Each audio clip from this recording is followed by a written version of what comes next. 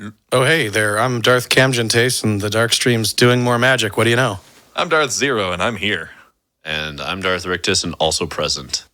So this is round 2 in our simulated tournament for Blazin Oath. Started 1-0. It was 1-0, 2-0, right? Yeah. That is correct. It was. Wasn't it pretty quick last time, or did it take forever? I don't remember. It took forever because it was Grixis Breach. Oh yeah, it was a satisfying. It was a satisfying forever though. We're coming back with the same deck. These are the threats.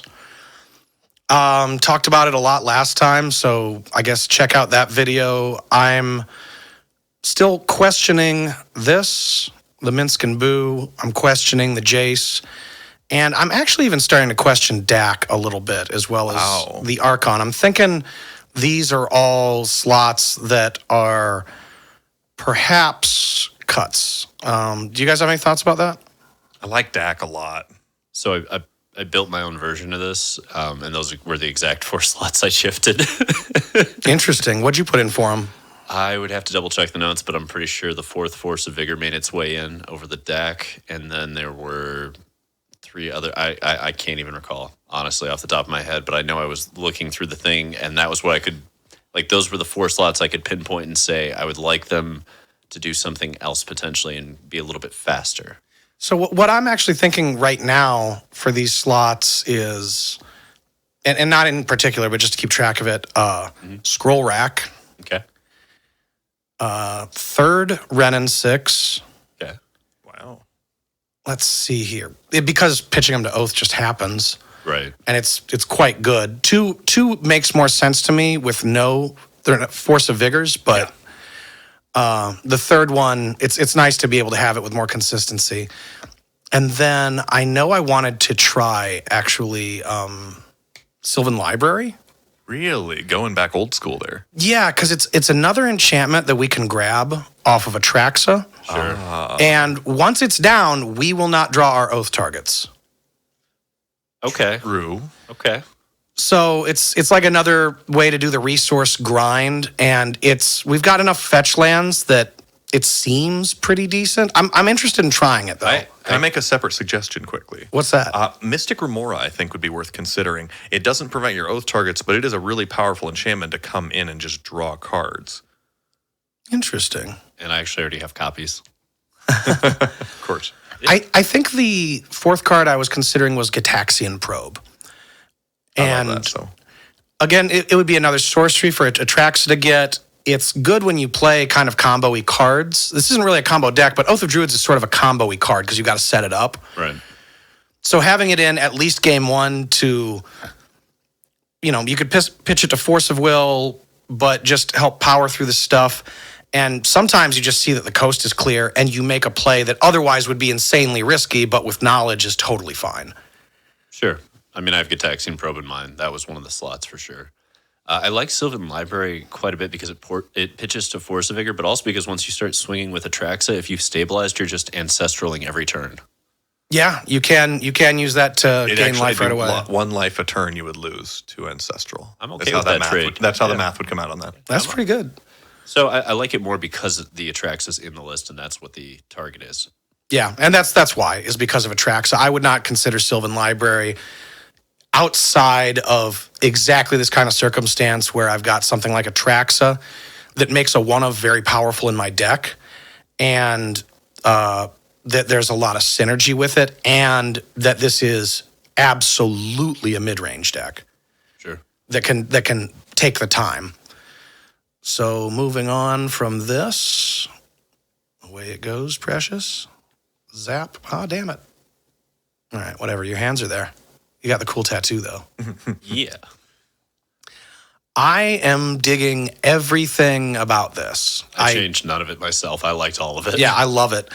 The Preordains have always been good, but they're so much better with Atraxa. Yeah. This stuff, I mean, some of this is just like you got to play it. For Force of Will, you got to play it. Mental Misstep, in this list, I think you've got to play it. Agreed. The Force of Vigors, that's a flex slot, but these have served me very well so far. Have you considered a second Engineered Explosives main? I have. Part of the reason I haven't done it yet is because of force math. And also because with Atraxa, 1 is really powerful since you see so many cards, and because there's the second in the board. But I do like it a lot. Okay. There's also some matchups, though, where it's not stellar, and it tends to be the matchups where this also is not stellar. Makes sense. So I want to be careful about creating circumstances where I've got matchups with lots of dead cards. And you get punished more in Oath for dead cards because if you draw your Oath targets, in most circumstances, they are dead cards. Right. And How's the mana base felt for you so far? I think the mana base is just right. The single basic has been correct so far, I think. Because, you know, there's games where you want to spend some time playing around Wasteland. And the island, I think, is the most useful because it accesses the cantrips, the card draw, which gives you the resources to surpass your opponent's wastelands. Sure.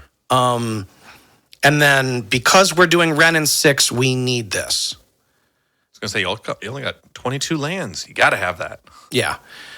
3 of these, this is our main land. That feels right. I can afford to play it, get it, you know, use it once, get it wastelanded, get another, that kind of thing. Having a backup of this. I tried at one point with 1 of these, and yeah, I've found that we need to be able to get wastelanded through 1 of these and be able to get another. So over time, what I've learned is having more of the tri-lands, because I think in the past I cut that one, so 1 off of each of these. And I added basic, and Boseiju. Sure. And the mana could be really awkward sometimes. So even with the basics and trying to, and successfully playing around Wasteland, because of the mana costs in the deck, it slowed me down to the point that I almost could have just been Wastelanded anyway. Right. And having access to more duels is actually better for this deck against Wasteland, because typically you just need to stick the 1 spell. Right. You just stick the Oath, or you stick the Wrenn and Six typically, and then their wastelands and their strip mines matter a lot less. And you want to have perfect mana for that, which 6 duels ensures you'll be able to fetch into that. Perfect. Right, and we got 5 fetches here. Last time I said it doesn't matter what they are as long as they get blue. I was dead wrong about that. I forgot that Taiga's back in the deck. They have to be these in some number. Well, I like the split here. Yeah, I just went with what art I like better for the 3 of. Fair. And a little bit, I feel like people are lean towards putting more Scalding Tarns in their deck for some reason. Yes. I just see more lists that way, so I went the counterintuitive way. And yeah, this is pretty cool art. That's I no like the slouch Misty there. Rainforest more. Sounds pleasant. Yeah, same. All right. How has the sideboard panned out so far? I have absolutely loved this sideboard so far. I haven't had many opportunities to go deep into it because this list is fresh. There were no games before we started doing this series with it. Gotcha. But the hypothesis was that these cards, for the most part, are pretty flexible, and a lot of them can come in a lot of matchups, which is why you see this glut of one-ofs, because they serve different purposes in different places, or they're just absolute sledgehammers like City in a Bottle and the Energy, what's it called? I can't even read it right now. Flux. Energy Flux. But Boseiju comes in a lot of places. This is sort of silver bullety, but there's multiple matchups where it's useful. This is useful in a ton of spots. I think we went over this before. So this stuff is respecting fast creature decks, and here specifically white. Curious, just one quick point here. With Rending Volley, Lithomancer's Barrage is out. Is it worth shifting over to because it hits at 5 toughness, and also because the sorcery speed might actually be a boon with Atraxa? So that costs 3, though, doesn't it? No, it just costs red. One red, it's a sorcery, though, instead of an instant. Oh, I don't remember what that does. It's brand new. So it deals 1 damage to target creature or planeswalker, or 5 damage if it's blue or white. Is it uncounterable? Yes. Single red sorcery. That is interesting. And yeah, I do think that's probably worth considering because of Atraxa in the Rending Volley slot. Mm-hmm. I haven't been able to try Rending Volleys yet, so I don't know how important the instant factor is. Sure. Although typically it's pretty high because in a way being an instant gives you more turns because you pass to opponent with mana up and they do what they do and you kill what they play and you've used the mana now so it goes back to your turn and you can use that mana on something else. Sure. Instead of having the mana go unspent on the opponent's turn, coming back to your turn and now you're using it to pay for sorceries. So in a way, especially when like this is a format full of 1 mana, 2 mana spells, you can kind of time walk yourself doing that. Okay. So my inclination is that these are probably going to be better because they are more about like dealing with the board before we get to Atraxa. Sure. Because once Atraxa comes down, everything gets so much easier. And I think probably optimizing for the pre-Atraxa battlefield probably makes more sense than optimizing for the post-Atraxa battlefield because you have such a leg up if Atraxa came down. And there aren't a lot of white or blue things aside from Atraxa that have more than 4 toughness. Right. And they're kind of useful against Bug. Bug presents some things that it can kill. And some matchups, depending on how they play their creatures, it can be better. Like if they've got enough blue creatures that you want to bring them in addition to this, like Hole Breacher maybe. Mm-hmm. Sure. But I don't know. Yeah, I hadn't considered it. And I think at the end of this series, it'll be worth reflecting on that possibility. But my intuition is that the instant's probably superior. Fair. And then we move forward. Next song.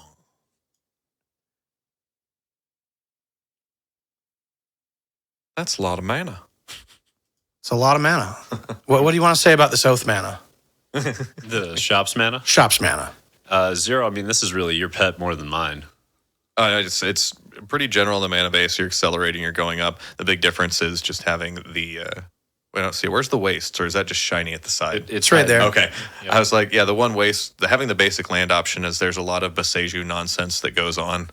And it's just pre-planning for that. I don't know how many times that I actually have just been like, oh, great. I ramped up. Every time I played this Workshops deck against Initiative, I've been very happy to have the wastes. With the Phyrexian Metamorphs yeah, in the list, why not Island, though? Yeah, that'd probably be a better choice. Fair enough. One other thing I want to point out about this is the absence of Mana Vault. And Yes, I I'm agree with anti that. That was the slot that went to the wastes, was Mana Vault slot. That is like I wanted the mana source, but I wanted something that was more stable. That seems, basic land is really powerful in the format, and the artifact Dark Ritual that deals damage to you is circumstantially really powerful, but in many games it just gets used once, and then there's multiple more turns. It didn't really matter that much. Yeah, Except that it pinged you for like 3 or 4. it's a dark Right. ritual that lightning bolts you is what it is, which Yeah. isn't always bad, but there's like mirror matches and white initiative, and I don't like that. I know we're going to look at the sideboard in a minute, and Mana Vault is not on it, but would you ever consider Mana Vault in the sideboard for situations where you want to increase your ability to explode? Because it is very good at that. Yeah, I would certainly consider it, but it will depend greatly on another card that's coming up and how dedicated I want to be to the mighty, mighty Tangle Wire. All right, let's move to it. Snap. Okay, so we got threats here. Yep, it's right now. There's Worm Coils in the main because there was at the time this was bigger on was just there's a lot of what is it? Oh, Squeevine. That's what it's called. Squeevine decks and Mirror Match and White Initiative and Dredge, and that card's great against all of those. Do you find it good against White Initiative, even with all the exile effects they have? Oh yeah, you have so many things they have to exile that it's oops, they didn't have it this time, so here's my Worm Coil. And just the option because of so many things you can do because of your Phyrexian Metamorphs just pushes everything way, way further. Other than that, there's the Tangle Wires, the big, I'm going to either get stupid ahead game 1, or if I lost game 2, then if I won game 1 and then going to game 2, keep the Tangle Wires. It makes it so I played, first. And that's something that we've seen play out a lot in the games that we've played, on camera and for fun. We don't get to see that this evening, but that's still a non-standard card, right? The Tangle Yeah, Wire? it is not people haven't been using that in a few years. We're maybe 2 years, 3 years out of people playing them. Yeah, I wonder why. Because in the games that we've seen it, it's done some really amazing stuff, like basically equated to being 2+ time walks. I think a lot of folks weren't using it in this style. I think they were using it more of putting stack, like that type, and that like the gaining the over control with. And I'm like, no, it's just some temporary sphere resistance. That's it. That's all that card is. It's just some quick delay your opponent. It's trying to play like hay bears. How about that Singleton Traxos? Are we still feeling good about that? Is that an experimental slot? That is a slot that I'm not utilizing at this time.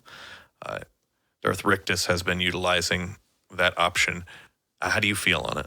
Big thing go brrr. I don't know. I've liked it. I mean, some people have Karn there. Some people have Mystic Forge. I feel like this build is the most aggressive build of aggro shops. And that's really why I push towards Traxos and then, of course, Shadow Spear. And in many instances, I would shift those slots over to something grindier, but then the Tangle Wires wouldn't be appropriate, in my opinion. How do you feel about the Tangle Wires being a sideboard card, Darth Zero? I'm completely behind that. I have absolutely no objections to it if we can find something else that either makes the deck equally or more aggressive in the main, or if we're wanting to sway away from some of that aggression, going into a more grind pattern that can happen to be aggressive. But I need to know what we're doing. Yeah, we've shops is something that we've been tinkering with for a long time, and I really enjoy the deck because there's a lot that stays the same, but it's kind of surprising how much flexibility there is to the general shell of shops. Agreed. Every year we get a little bit more on each side too. I'm going to figure out Thopter Foundry or whatever that card is, that Thopter Liberator Super, the legendary There's the thing. Battle Thopter? Yeah, I'm going to figure out how to make that good somehow. I really want it to be good. It's going to be a thing. It's good. I'm going to make it a thing. The That card is so sideboard. fetch. Yeah, there are a lot of pieces I would shift on this. I like the City in the Bottle. Big fan Yes. there. 2 Torpor Orbs I'm a huge fan of. I very much consider going to a third because it's so good against White Initiative and also by accident against Doomsday. Just lots of incidentals there. Stone Brains, I'm still figuring out how good those are. I'm not really entirely certain yet. The 2 Crucibles I think are important for the mirror or other sort of depletion strategies, so they're fine. Other Phyrexia Metamorph, yep, that's sticking around. A lot of the rest is kind of flexy. I mean, Karn's sitting there for the mirror as well because it is the one-sided null rod. I don't run the Karn. Yeah. The piece I don't like were the Grafdigger's cages. I know they didn't show up in our shit at all, but even if they had, I do not think they would have been a turning point in a matchup against Oath, at which point I don't think Grafdigger's cage is the right card. I do want a third Stone Brain over at least one of them. And the other 2, I think I might want something a little bit more potent against Dredge. Ooh. Interesting. Is the cage not potent? You know, it's Cage really is- potent is fucking City in a Bottle. Right. I mean, I think like every sideboard every deck that doesn't play Bazaar of Baghdad in Vintage probably ought to have at least one of these on the board. I agree. I really do think another copy could be appropriate as well. How do you feel about the one Tabernacle at Pendrell Vale? Sometimes shops runs that. I'm not a fan of that. Nor am I. You're delaying your own game, and I don't think, unless it's a hard lock. If I was a not a fan. Golos or Golgos, whichever, Oh, yeah, Golos yeah. the Pilgrim, I'd definitely 100% if I was that style of more controlling. Well, especially if you can summon it too. Right. So, you know, in the past, I was a lot less interested in the Tabernacle at Pendrell Vale, but sort of what changed my mind on it is that we played exactly one game in a matchup where Dredge presented an opening that cannot be beat by basically anything but that. And so, you know, the super quick barf everything into play really fast start. And Tabernacle is like the only thing that answers that. So what do you guys think is the value of having it to beat the nut draw, basically? I don't place value on beating nut draws in decks. That's my strategy to Vintage. Yeah. It's same. if I'm just auto losing, 2% of games. All right. Yeah. If I'm gaming 5% on the rest of my matches, yeah, I'm in. Yeah. It does seem still quite useful outside of their nut draw, though. It is, depending on how they board, because most of the Dredge decks have 3 to 4 Wastelands and a Strip Mine sitting in the sideboard because they expect Tabernacle coming in. And that's a pretty common sideboard strategy for them. Yeah, and you want to play against their sideboarded plan, not their game one plan when you're sideboarding. Here's the other issue with it, is that Tabernacle isn't great against Squeevine now that they've all started picking up Cradles. Yeah, which I love. Right. I love that Right. so much. So we used to get the incidental of beating that deck to shit with Tabernacle, but now it's, most of the time they'll just have a Cradle. And Dredge can just Icarid right through if they have to. They don't love it, but they can do Creeping Chills and Icarids and go. But I know what you mean. It can beat a number of different draws, or at least delay them enough. So if there's Golos, I'm with 0. Golos play Tabernacle. No Golos, I don't think so. That seems reasonable to me. All the shuffles. Yeah, we got Oath on the play Shuffleupagus. for game one, which in this format is very important. Dude, I need to make that. Where's the AI? I'm going to make Shuffleupagus. Shuffleupagus. Shuffleupagus. I believe we both kept our 7s. I Yeah. believe so too. Yep. All right, off to the races. I love this start, the Wasteland Pass. This is such a middle finger start in Vintage. It forces people to go, well, do you have 2 Wastelands? Because otherwise, mine's better. It's a gamble, though. It's definitely a gamble. And you played that sweet, juicy workshop. Yep. You always got to feel good when they're like, well, either I'm playing out of desperation into your thing or I'm playing out of confidence. Which one is Sometimes this? you got multiple shops in the grip. I figured the appropriate move against Oath is to go as hard as possible turn 1. And to me, this felt like a reasonable hand to keep because I'm not keeping it knowing that I'm playing against Oath. In a generic Vintage matchup, this is a very strong opener, in my opinion. Yeah, go hard is the plan. There's two game 1 strategies that you will mulligan to 6-4, and that's to either go the crazy aggressive or to go with the, turn 1, I'm going to get like a double sphere of resistance or sphere and trinosphere down or something, and set them back. Yeah. And go for the actual denial and just be like, fine. This was the nightmare game. Yeah, this is just, Yeah. this is just, okay. Force your shit, also play Oath. Oh, and there's a Wasteland to blow up that workshop. Hey, you buddy, get one how more you turn. doing? Yeah, Well, And this Urza Saga can also just be hit. this felt really good. that Yeah. little patchwork automaton coming out there he really wants to prove himself, man. He's got, Patch it all up. Yeah, it was a little awkward. Because it's a really difficult situation because the Oath player is just going to get what they want right here. Yeah. I think this is the desperately try to race plan. This is like you'd get 10 lands off Atraxa and maybe we have a shot. You know what I mean? This is a desperately try to race plan. Yeah, playing for another turn or two doesn't take much more time than scooping it up. And sometimes you can beat through Oath getting their shit. Yeah. And also, you never know what they're getting. Like, maybe I was playing one of the dumb decks and, I go get a Niv Mizzet, and you go, whatever. Well, a big part of what allows that Right. to happen is there's Urza's Saga, which is making the creature on the end step. So you can go, so that getting to go live into it to cut you off from some other decisions like, Oko. Well, my hope was that Wasteland was going to hit the Urza Saga instead of the Workshop because I think I still had a Wormcoil Engine in hand. And then you didn't hit Atraxa, so I was like, oh, fuck, there is still a shot at this. So this marks the first and only time I've ever hit an Archon of Cruelty. And how'd you feel about that? It was pretty good. Were you happier with that, or would you have just been happier with Atraxa?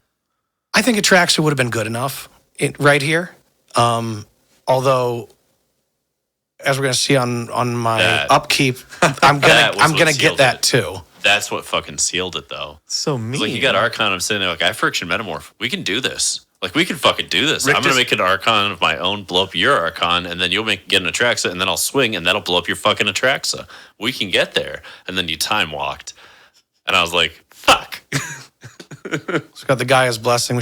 Time Walk is so good in this deck. Yeah. Now, if it had been an Atraxa and I didn't have the Time Walk, part of why I like, guaranteeing hitting the Atraxa and, sacrificing in some other regards is that Atraxa will probably give you a Force of Will or open up the one that's already in your hand by giving you a pitch card. Definitely. Right. So that opponent can't, on their turn, be like, oh, you're 7/7, my 7/7, comrade. I guess Atraxa kind of comes out with shields up in its own way because you can get forces off of it. And Kill it with the trigger on the stack. This is especially a reason why I don't think Archon of Cruelty deserves the slot anymore. Is because if you'd hit Atraxa, that would have been much harder to push through. But like the Archon, I was just going to Friction Metamorph and win. if you didn't have the time walk. Because I make you sack your Archon, swing for another fucking 6 points right there. 7 points. Yeah, that would have been pretty brutal. Don't forget, your Archon would have triggered, so he would have had to lose 3 life, and you draw a card. Yeah. Right. Yeah, so far I was pretty skeptical about Archon in the first place, but I just really wanted to try it. And there was the Force of Vigor. I was like, oh, fuck. Wait, my plans go to null now. And there's the Lotus for the There extra is mana. There's no ward that matters now. There is no Atraxa? escape. There is no future. Atraxa in Vintage is absolutely bonkers. You can key your deck up to get such value, and this list absolutely has that in mind. Yeah, it very much is doing that. It's trying to maximize Atraxa value, which you'd think wouldn't be a good idea, except it's Vintage, so these cards to maximize are cards that other ones did. You just put them in different, spell slots. It's not a big... Right, and that's upkeep, draw 6, go to draw step.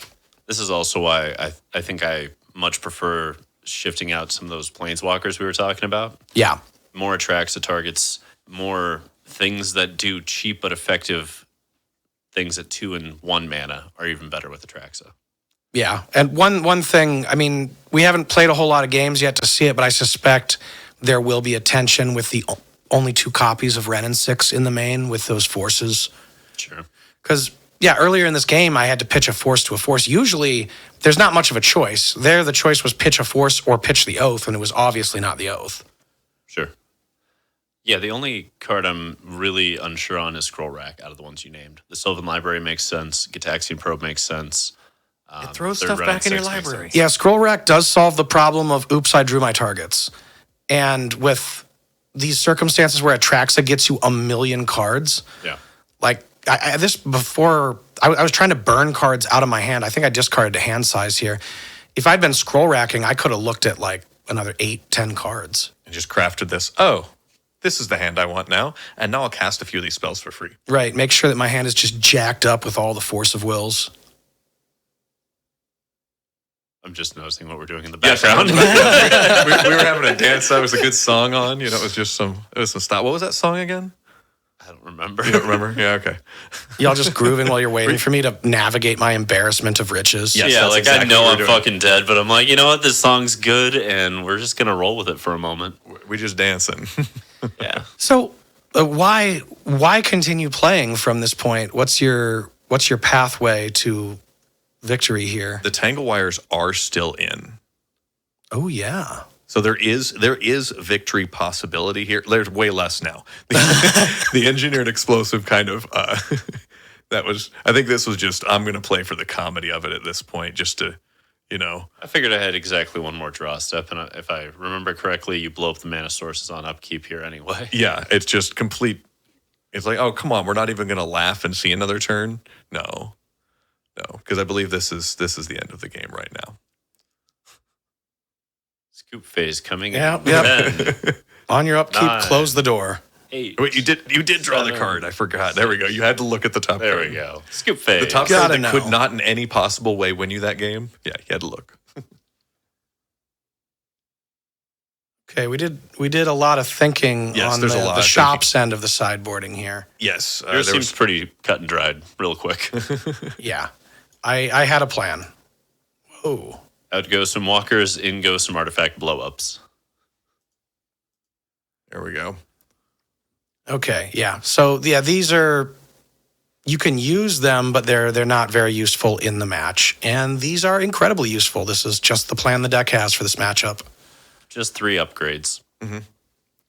And I want to say this is so much, all of these are so much better with Atraxa. That is true. That is true. On my end, Wormcoils and Traxos, not amazing here. Wormcoil with all the wastelands running around on the other side, not necessarily even going to hit. And Traxos, it's just not good enough for this matchup. We want more disruptive shit. Shadow Spirit is almost nothing. And Tangle Wires, I wasn't pushing for on the play. So we pushed into Stone Brains, Grafdigger's Cage ×3, and Friction Metamorph, and I believe 1 Crucible. And, I mean, I still don't know if Grafdigger's Cage is good or not because, like, it didn't happen at all post-board. I'm just going to put that spoiler out there. Never got drawn.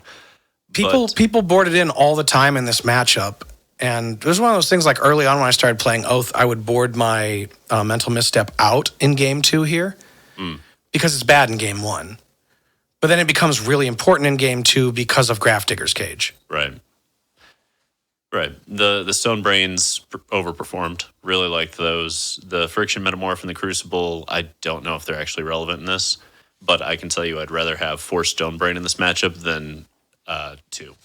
I like the Metamorph quite a bit. I like the Crucible as well. I really just wanted 2 more Stone Brains and maybe have 1 Grafdiggers left. Right, you want more Sledgehammers every time, but we get 15 cards and it's a very big format. It is. I just, we'll put it this way. It shouldn't be Grafdigger's Cage regardless as a 3 of, because if it's not good enough in this matchup, then we don't want that card for the other ones that it used to be more relevant in, because Dredge, it's not amazing. It definitely sounds like an interesting thing to explore in the future. Be the ball, Danny. Good old Be the ball. Let's get to that game. ever-changing shops. Shuffle forever. Card called Rules Lawyer, and I'm so happy about it. I think we kept our hands yet again. Yes, there's some deliberation by Darth Riktus, I do believe. This was the weirdest game I've played with shops in a while. And it was a very weird keep. Contract from below. So shops back on the play.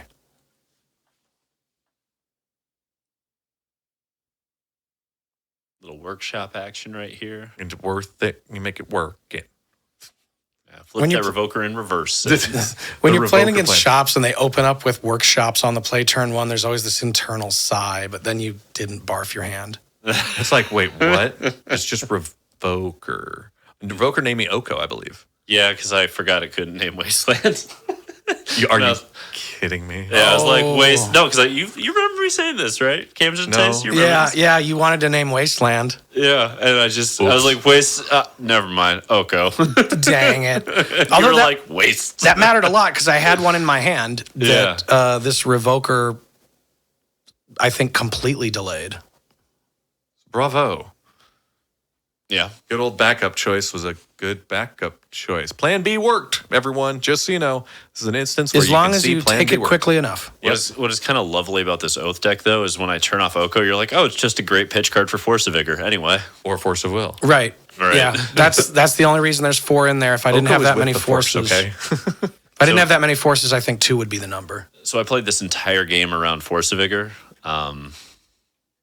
In case anyone wonders why there's a strip mine just sitting there, there were more things that could have been played, but I wanted to hit Stone Brain only the turn that I could actually activate it. Good move. And thus I just swung with Revokers and kept on passing.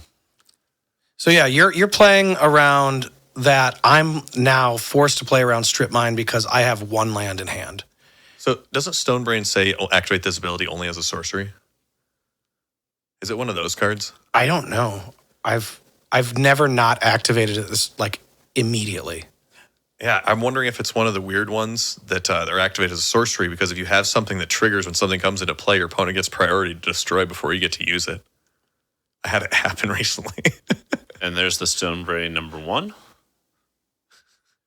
Let's see, do you bring that up on the viewfinder? Yes, I definitely Okay, do. cool. So we're going to see. Uh-huh. Only as a sorcery. Yep. So wow. Patchwork Automaton luckily triggers on casting, but you do have to watch out if you have anything that triggers on entering play. So I have another one in hand, but I do not cast it because, again, not getting Force of Vigor and fucked. Oko just always taking one for the team in this deck. Mm-hmm. I think that's Oko's job after the awful things Oko did to Standard. It kind of is. Oko is absolutely a backup plan here. Plan A for Oko is exile Oko. That would make a great Magic movie. Plan A for Oko. Dial A for Correction Oko. Revoker did so much damage this game. It did all the damage. It is such It did 16 points. It's an incidental buddy. So, yeah. Now, I had a Force of Vigor. If I had known about the sorcery thing. Well, it wouldn't have triggered anything. Oh, right. Because Yeah. you didn't pass priority. You just went straight to it. Yeah, you okay. still got priority, but it's something to keep an eye out on. It's a neat trick that is really easy to overlook. Yeah, if you trigger an ability on impact, yeah. Yep.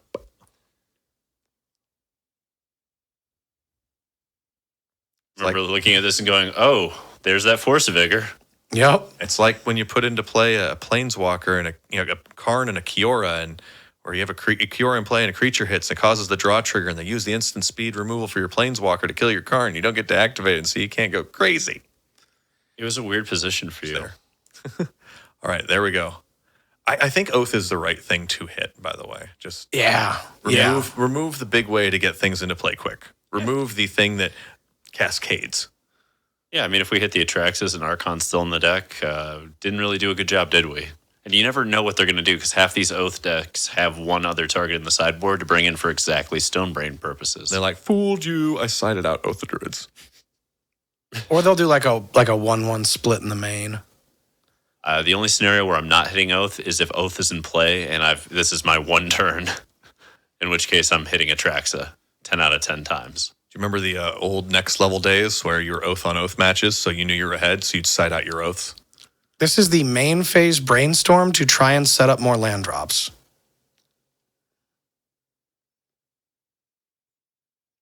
Because I've got time here, but it's ticking away. Yeah.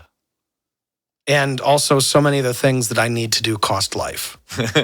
And this game, right? Like this game alone, by the end of it, I'm like, yeah, Stonebrain's a 4 of. The angriest revoker. It's going to be a 4 of in this list again. It's just too effective. And then it'll test some more and it'll go back to a 3. You're going to play like 3 matches against non-Oath decks and be like, no, I need a different sledgehammer. No, I really wanted that for Doomsday anyway. Yeah, it's great against. Where do you want it outside of Doomsday and Oath? Is there anywhere?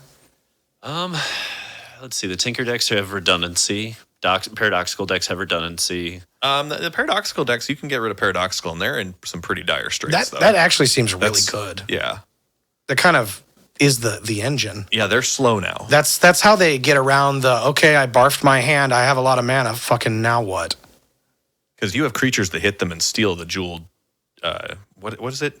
Coveted Jewel. Coveted Jewel. That because I kind of like taking that damage, too. You take it, and then I draw cards. I'm like, oops, your resources are now mine. Normally, cranial extraction cards are just terrible, but Shops being able to just deploy it on turn 1 is outstanding.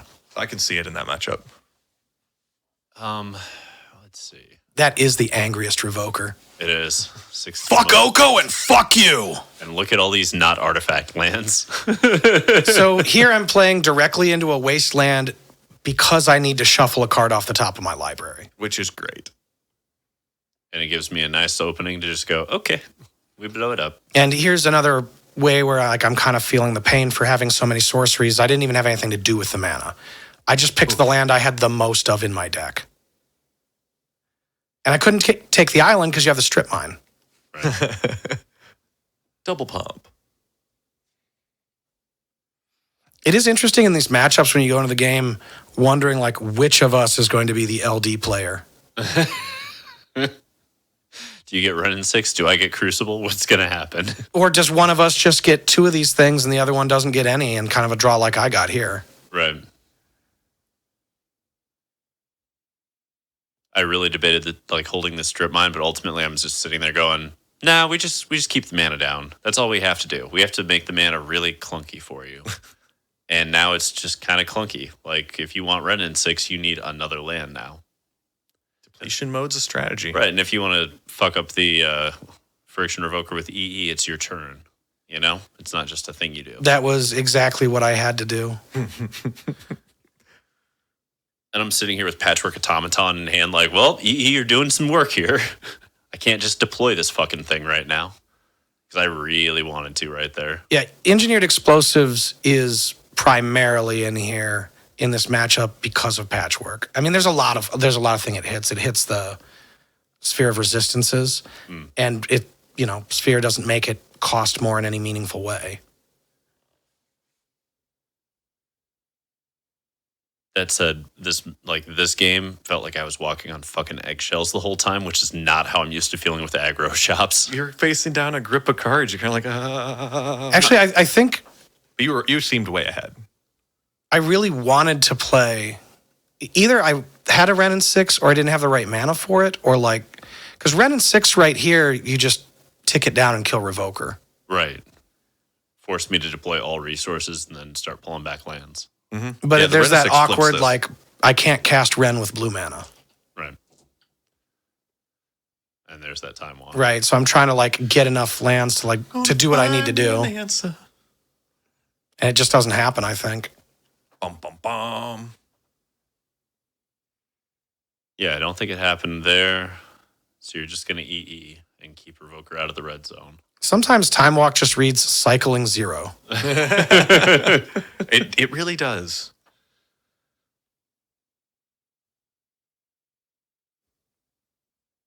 Not even a land drop. And here's that patchwork. And here in my head, I'm going, fuck. 3 is not much life. Oh, it's a magic number. Yes, it is. We did it this way so that patchwork gets all 3 counters. There we go. Or Right. both counters, so it's now lethal on its own. The angriest patchwork will come in and go, okay, I'm not really that angry. Good job, Provoker. And then I think here we went with the Urza Saga to force the Force of Vigor to be awkward for you. Yep. And then I think you also played a creature that I had to cast Force of Will there's on. something else being cast here. There's a Metamorph, I think, is what comes in. yeah. There we go. The I don't pay life Metamorph. So then, yeah, with just Metamorph is just so silly. Yeah, so I'm right here. I'm like, there's no fucking way we lose this. And then it actually got a lot closer than I expected. Well, this is where the action starts. Yeah, so I have a basic wastes in my hand. That's it. So I'm like, I blew my load. This better get there. Wow. It's quite a load. I mean, it is. I would feel comfortable. We slow rolled Blowing that that 9 load. turns almost. I think we slow rolled it at least 7 turns. Having my opponent at 3 and blowing that load feels good. Right? Down to 2 from Force of Will. Okay, there we go. Blazin' Oath doing its best to hurt itself. So I'm like, okay, there's no Force of Vigor to blow up the Urza Saga and the Nettle Cyst. So if they have it, they're going to be playing it during my next turn, which means Urza Saga gets the fuck online. And now I can finally Wrenn and 6, and it doesn't matter. Yeah, not against this position. Took 1 turn too many for you. Yeah. Brutal. But it really was just like maybe 1, 2 turns too many. That's how much Oath can come back into this. Fair. I think probably 2 turns, not just 1. But yeah, that's a lot of time for what happened in this. This is like what, turn 7? I was just so happy Urza Saga didn't get blown up right there and then. Yeah, I couldn't get it all. If I could have gotten Saga, I think I had the time to pull back in. Well, and here's the thing: if that volcanic island was a wasteland, Right. that's the difference. Right. Right there. That's literally all it needed to be. So, like I said, I felt like I was walking on fucking eggshells straight through this matchup. But then you drew another Saga. So, Yeah. You know. Yeah, It was that it all worked out in the end. It was just a very weird game, I think, for both of us. You know, like Oath gets stripped out, and on my end, I'm playing with only 1 artifact in play and a shops list. Like, it was just a very odd game. grind, baby, grind. Vintage gets weird. The Yep. cripple fights are the best. They're fucking wild. You get to see Friction Revoker deal 16 points of damage. Fucking nuts. And this is me thinking through possible lines and then just eventually conceding as I figure out that there's no way to stop you. Yeah. Dum, dum, dum. And we get to go to game 3. 1 more for all the monies. And I did dudes, wow. not change my sideboarding, did you? No. Now, this is where I would consider bringing in the Tangle Wires, because we've demonstrated the deck was a bit softer to getting its resources denied. So this would have been something where I'd consider, okay, do I just want to try and grab it over the, or do I want to, like, are there slots that I'd pull? I'm not sure what I'd do at this point either. So It sort of depends on the Oath deck's draw, because sometimes you just have resources in abundance, but you don't have the Oath or the action, and you can just derp around through Tangle Wire. Sometimes it absolutely destroys you. that's where I'd wonder, would I go back to an aggressive plan and do that? So this didn't have any hate in the opener, but it had the patchwork draw. So I figured, okay, what we need is the ability. That's a satisfying turn 1 move. Yeah. I figured, okay, we're going to lose to they have Oko or Oath. So let's just play like they don't and push into super aggressive. and force them to have an answer to that.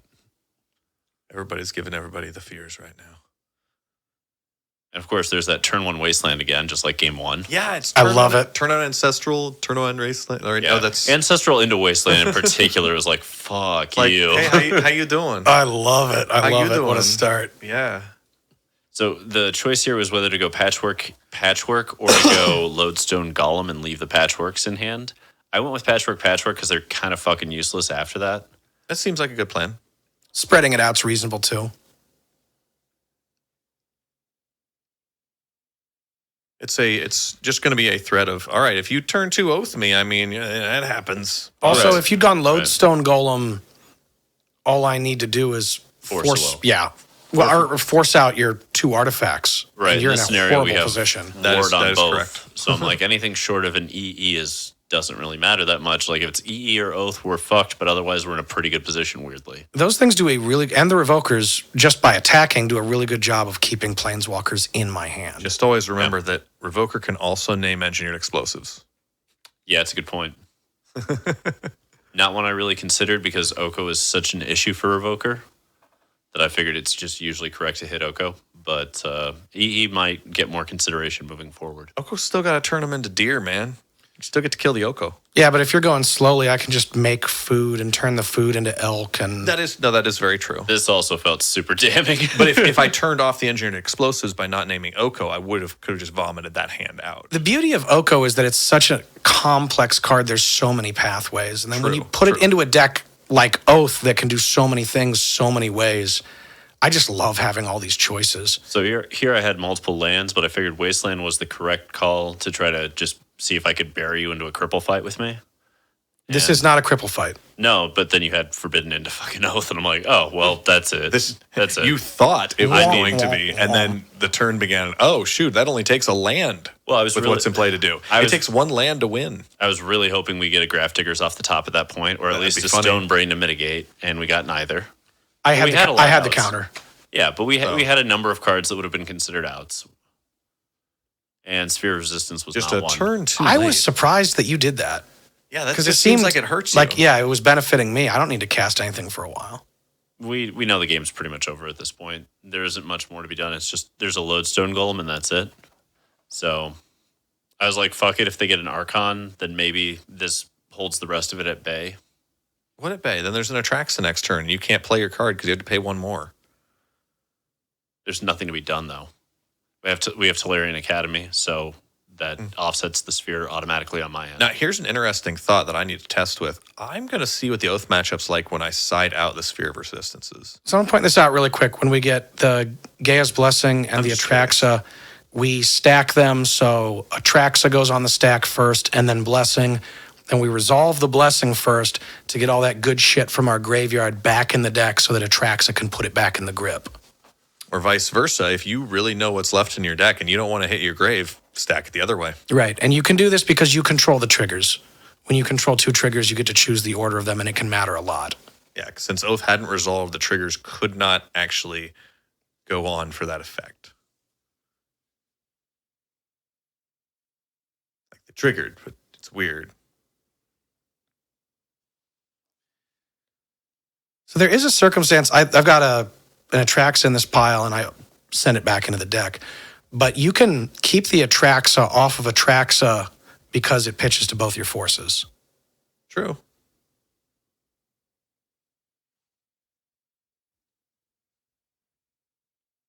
Yeah, this ended up being the game pretty quickly. The EE was for 2, if I remember correctly. A 7/7 that ETBs and does like a draw 5. It's Yeah. the life It's link that's the insane. disgusting part. Like you could have just made it flying life link, and It's all of Well, the it. Death Touch too. You know, you the think a Death Death Touch Touch, is ridiculous. a Death Touch on a 7/7 won't matter, but so many times people like eventually cobble together Yeah. the dream team, but it kills everything. That's what I'm saying. That's ridiculous. It doesn't need Death Touch Well, on and top the, of it the all. Vigilance is relevant in Standard, where Wandering Emperor just No, looks at it and cries. Yeah, the Vigilance is relevant. But the Death Vigilance Touch with is irrelevant. lifelink and flying is insane.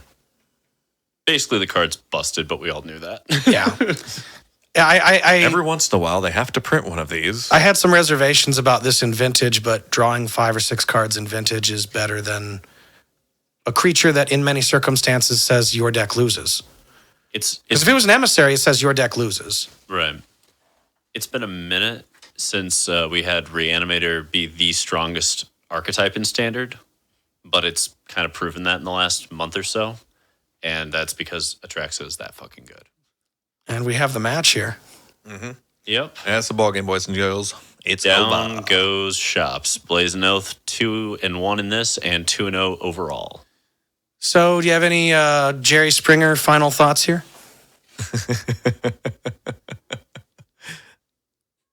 This is certainly a tale where I got nothing. I Let's- didn't watch enough Springer. I can only think of like people punching each other. I'm really curious to see how the Blazin' Oath versus Dredge and Blazin' Oath versus Doomsday matchups are, and then the Mono White Initiative one. So one of those three next week, please. Yes, as we march through the gauntlet, now 2-0 and 4-1. Yep. We'll see you next week. Can't we all just get along?